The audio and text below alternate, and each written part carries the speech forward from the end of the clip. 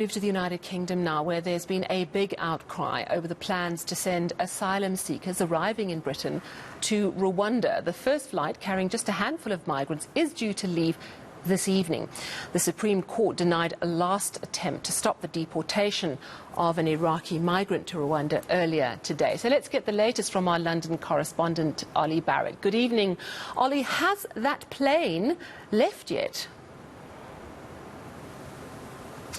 Not yet. We don't have an exact time for it. We're not being given those details by officials, but we expect that it will probably leave at around 9:30 p.m. local time here in the UK later from a UK Ministry of Defence site. The UK government has chartered a plane for the very purpose of deporting some asylum seekers from the UK to Rwanda. One of the interesting things about that plane is that there will only be, if and when it does leave, as expected, a handful of people on board. We think about 7 refugee asylum seekers only. And that's because, although there is space for dozens of people on the plane, there have been a raft of legal challenges against this flight and against the whole process, but also on the basis of individual cases. So lawyers have been taking individual cases to court to try and get their clients off the plane and give them longer in this country. And for many of those cases, that has succeeded. But we do expect that there will be about 7 people who will be taken on this very first flight to Rwanda and will then have their asylum claims processed there instead of here in the UK. Talk to us about the huge opposition that we've seen. We've seen members of the British clergy, UNHCR is opposed to it, we understand. Even Prince Charles has spoken out about it. Speaking to Kigali's government on the show earlier this evening, they're saying, well, we understand what it's like to be a refugee. We understand how to treat refugees. We will make them welcome. What are the narratives coming through? Is it all very much anti-sending these people who wanted to be in Britain to Rwanda?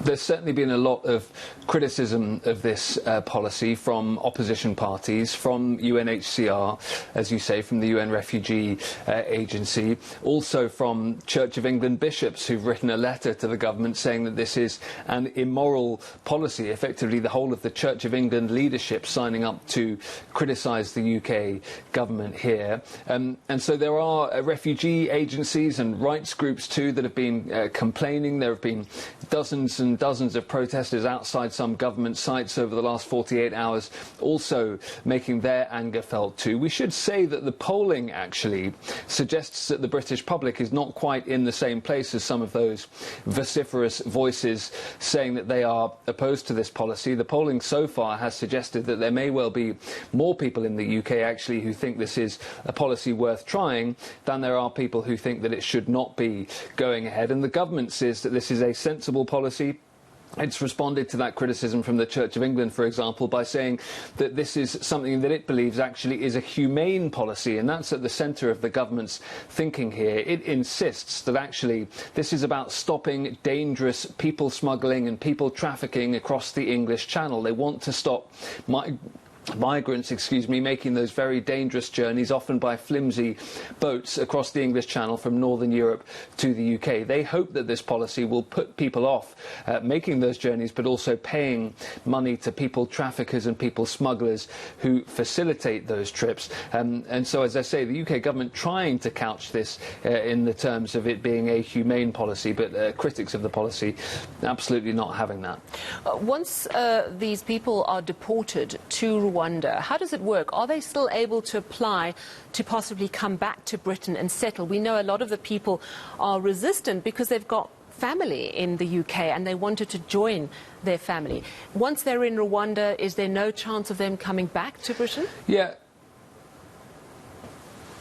No, they will apply for asylum in Rwanda, and that is what they will be allowed to do. And if they are successful, they will receive the right to remain in Rwanda and contribute to the economy there. There is one way that perhaps some people might get back in this direction. In one of the court cases today, it was made clear that the Home Secretary, Priti Patel, is understood to have acknowledged that if there are further legal challenges down the line, and if this policy gets completely thrown out by one court or another, then it might be the case that the government would have to allow some of those people who've already gone to Rwanda to come back here to the UK. But I think the UK government will have some optimism that that is not going to be the case, given that there have been a raft of court cases around the policy broadly as an idea, and so far the highest courts in the UK have not thrown out the government's policies so far. As I say, there are individual cases in which sometimes the courts are saying, no, that particular person shouldn't be going for this reason or for that reason,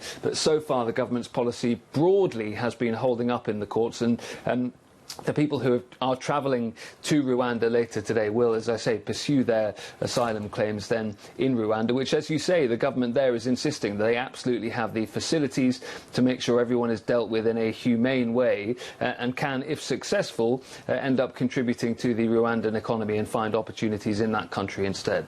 Thank you so much for that update. That's our London correspondent, Ollie Barrett, telling us that that plane, likely to carry only a handful of people being deported from the UK, has not left Britain at this time, likely in a couple of hours.